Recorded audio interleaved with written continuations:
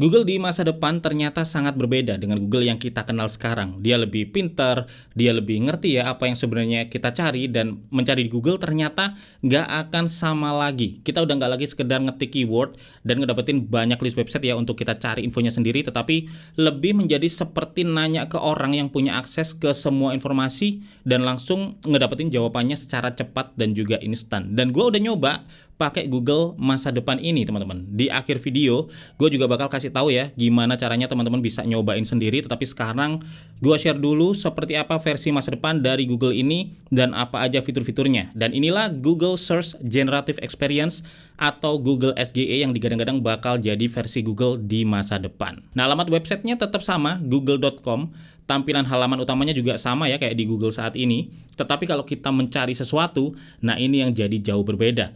Di sini kita nggak perlu lagi nyari pakai keyword yang kaku seperti yang selama ini biasa kita lakukan ya kalau lagi googling, tetapi kita bisa langsung nanya aja pakai bahasa percakapan kita sehari-hari karena dia bakal paham. Dan berbeda dengan Google Classic saat ini yang akan menyodorkan kita ya deretan hasil pencarian yang berisi website dengan keyword yang sesuai dengan apa yang kita cari, atau kalaupun ada snippetnya biasanya cuma jawaban-jawaban cepat yang singkat ya. Tetapi di Google SGE ini memberikan opsi untuk langsung dapat rangkuman jawabannya dari generative AI. Jadi ya kita nggak perlu susah-susah klik hasil pencarian dan mencari jawabannya di website satu persatu karena bisa langsung ngedapetin jawaban instannya ya dari generative AI yang dia punya. Nah, Google menyebut jawaban instan dari AI ini sebagai AI snapshot. Masing-masing dari jawaban ini di backup ya oleh beberapa sumber. Kalau kita pengen cek sumbernya masing-masing itu bisa karena memang sumber ini ditampilin di bawah dari jawaban AI ini. Terus kita dikasih juga beberapa list pertanyaan follow up ada di bawah ya yang bisa kita klik untuk explore lebih jauh, atau kita bisa juga ketik sendiri nih kalau punya pertanyaan follow up yang pengen kita tanyakan. Jadi berasa lebih kayak percakapan ya, pertanyaan tuh bisa nyambung terus sampai kita dapat jawaban yang kita pengen. Dan Google menyebutnya sebagai conversational mode. Di sini kita bisa nanya sesuatu, minta penjelasan lengkap ya dari suatu hal, bisa mendapatkan poin-poin penting juga dari jawabannya, atau sekedar nanya instruksi melakukan sesuatu teman-teman dengan jawaban yang cepat dan instan tanpa harus belusukan ya di masing-masing website di hasil pencarian. Kita juga bisa nanya sesuatu yang sangat spesifik ya, yang mungkin belum ada website yang menulis, tetapi di sini bisa tetap dijawab dengan cukup kreatif berdasarkan banyak data yang dia punya. Misalnya gua nanya nih, di rumah cuma ada 1 telur dan sepotong tempe. Kira-kira masak apa ya yang enak? Nah, ini langsung dijawab teman-teman, menu telur dadar tempe. Entah itu apa ya, gue belum pernah makan juga sampai sekarang telur dadar tempe, tapi di sini kita dikasih tahu resepnya apa dan gimana cara masaknya. Terus dia juga memahami konteks. Misalnya gue nanya tempat wisata yang enak ya di Tangerang, dia akan ngasih beberapa list.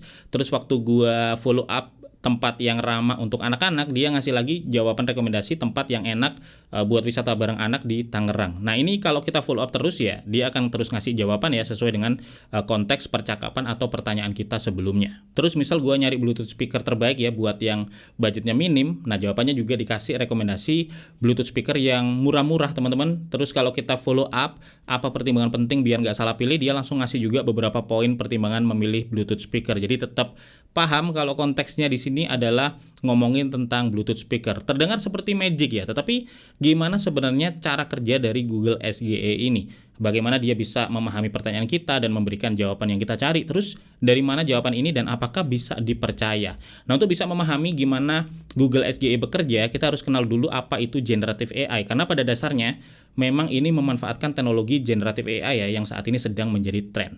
Dan secara simpel, generative AI ini adalah kecerdasan buatan yang bisa membuat atau mengenerate data baru ya berdasarkan banyak sekali datasets atau sampel yang diberikan melalui training. Dan Google SGE ini banyak bergantung ke salah satu bagian dari generative AI yaitu LLM atau Large Language Model. Kalau teman-teman tahu GPT-4 itu adalah LLM ya di balik ChatGPT, Microsoft Copilot dan juga Bing. Sedangkan Google SGE ini menggunakan LLM yang tentunya dikembangkan oleh Google ya. Ada MUM, ada Google Palm dan yang lainnya. Nah, LLM inilah yang punya kemampuan ya untuk memahami maksud pertanyaan kita, lalu membaca isi dari website-website di hasil pencarian dan mengenerate rangkuman jawabannya buat kita. Jadi sebenarnya ada 6 proses utama teman-teman yang berlangsung ya saat kita mencari di Google SGE. Pertama, saat kita mengetik pertanyaan, LLM akan mencoba memahami apa pertanyaan kita. Terus yang kedua, Google SGE akan mulai mencari jawabannya nih dan membaca isi dari top ranking website. Lalu yang ketiga, LLM akan mulai memproses ya semua data yang terkumpul, baik itu fakta, poin-poin penting, dan yang lainnya. Baru deh yang keempat, dia akan mengenerate jawabannya buat kita di format ke dalam jawaban yang mudah ya untuk kita pahami, baik itu dalam bentuk penjelasan atau juga list atau mungkin dalam bentuk list produk ya dan sebagainya sesuai dengan pertanyaan yang kita ajukan. Nah, proses yang kelima adalah menambahkan sumber di setiap jawaban yang diberikan. Jadi ada rujukannya teman-teman. Dan keenam adalah dynamic learning ya. Jadi setiap kali kita bertanya, setiap kali kita follow up, itu akan dijadikan bahan belajar lagi oleh AI-nya. Jadi makin banyak dipakai, lama-lama bakal semakin bagus dan relevan. Seperti itu sih kira-kira untuk cara kerjanya. Nah, keuntungannya apa nih buat kita para pencari ya dengan adanya Google SGE ini? Pertama, kita akan bisa lebih cepat teman-teman dapat jawaban tanpa harus belusukan sendiri ke banyak website di hasil pencarian. Selain lebih hemat waktu, juga jadi hemat kuota ya, hemat pikiran juga. Kalau sebelumnya buka 5 website aja ya buat nyari jawaban, itu udah buang berapa waktu dan juga berapa kuota. Apalagi sekarang ini kan website-website kadang iklannya juga luar biasa banyak. Dan kedua, kita jadi bisa mencari sesuatu dengan bahasa percakapan sehari-hari ya, bisa di follow up juga. Jadi memudahkan terutama buat pencari pemula, sekarang jadi bisa lebih mudah mendeskripsikan apa yang sebenarnya dia cari. Dan yang ketiga, kita bisa mendapatkan penjelasan untuk sesuatu yang kompleks ya dengan lebih mudah melalui Google. Dan keempat, sebenarnya kalau kita lihat dulu di teasernya ya, Google Search ini nggak akan cuman sekedar jadi mesin pencari, tetapi jadi kayak AI assistant juga ya, karena di demonya itu bisa diminta juga untuk bikinin training plan, compare ini, compare itu, dan sebagainya. Tetapi tetap, Google SGE ini juga punya beberapa batasan. Pertama karena masih eksperimental ya, masih ada beberapa glitch yang kadang muncul, seperti tampilan yang kadang masih terlihat berantakan, terus kadang-kadang jawaban AI-nya juga langsung keluar, tetapi kadang nggak keluar teman-teman, harus ditekan dulu tombol generate-nya baru keluar jawabannya. Terus kadang pertanyaan follow up juga tiba-tiba nggak ada jawaban AI-nya, dan hal-hal random yang kayak gitu masih sering muncul ya di versi eksperimental ini. Lalu nggak semua pertanyaan ada jawaban AI-nya.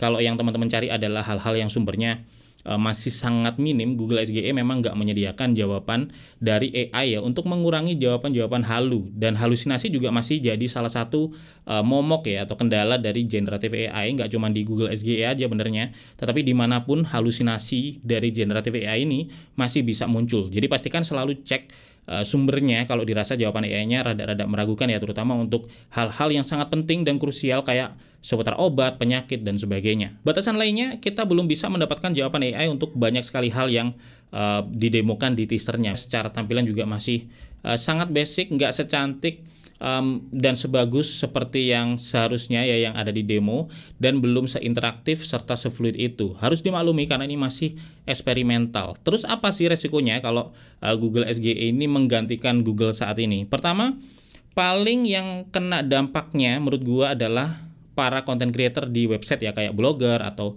penulis dan lain-lain, karena dengan adanya jawaban dari AI maka jumlah pengunjung yang membuka websitenya secara langsung ini jelas akan berkurang, dan otomatis pendapatan mereka pun juga jadi berkurang. Dan ini juga jadi kurang fair ya sebenarnya, karena website dan blog jadi cuman kayak dijadiin sumber aja dan bahan aja buat AI-nya Google untuk ngasih jawaban. Website dan blognya sendiri malah jadi makin sepi deh pengunjungnya. Terus resiko yang kedua ada di pencari yang lama-lama kalau terlalu tergantung sama AI ya, skill research informasinya bisa berkurang karena terbiasa langsung mendapatkan jawaban yang instan. Ini juga bisa ngasih resiko bias ya antara jawaban AI yang diberikan, karena kalau sebelumnya kita buka 10 website sumber itu bisa dapat referensi dari berbagai sudut pandang yang berbeda oleh penulis yang berbeda juga. Di Google SGE ini pencari bakal langsung terbiasa mendapatkan satu jawaban versi AI aja tanpa melihat jawaban dari sudut pandang yang lainnya. Jadi bias juga menjadi salah satu resiko. Dan dari sisi akurasi juga cukup beresiko teman-teman kalau misalkan orang udah terbiasa baca jawaban hanya dari AI-nya ya, dan nggak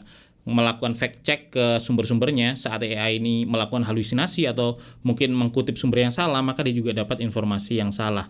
Tetapi tentu teknologi nggak bisa dibendung ya, suka atau enggak arahnya bakal ke sana memang. Yang perlu kita pikirkan adalah gimana kita bisa memanfaatkannya untuk memudahkan kehidupan kita. Toh teknologi seperti ini juga akan terus diimprove dan diperbaiki ya seiring dengan berjalannya waktu. Nah, buat teman-teman yang pengen nyobain sendiri Google SGE ini, caranya gampang banget. Teman-teman tinggal buka aja browser Google Chrome, pastikan udah terupdate di versi yang paling baru, lalu login ke akun Google teman-teman, dan di start page Google Chrome itu ada logo Google Labs. klik aja logonya. Atau kalau nggak muncul logonya, bisa kunjungi link yang udah gua taruh di deskripsi. Nah, kalau udah bakal muncul nih, ada kotak dari SGE Generative AI Insert. Aktifkan aja toggle-nya, dan sekarang teman-teman bisa googling ya dengan Google SGE ini yang merupakan cikal bakal dari Google di masa depan. Cuman memang SGE ini masih terbatas teman-teman ya. Kadang-kadang ada orang yang bisa kebagian, ada juga yang nggak kebagian. Jadi silakan dicoba dan tulis di komentar teman-teman ikut kebagian ataukah enggak. Jadi itu yang bisa gue share hari ini, semoga aja bermanfaat ya. Kalau ada pertanyaan atau pendapat silakan sampaikan di kolom komentar. Kalau suka sama video ini boleh silakan di like ya, gue bakal sangat berterima kasih. Atau subscribe biar nggak ketinggalan info tekno menarik seperti ini. Gue Febian dari Kepinteno pamit dulu, sampai ketemu lagi di video tekno menarik lainnya besok.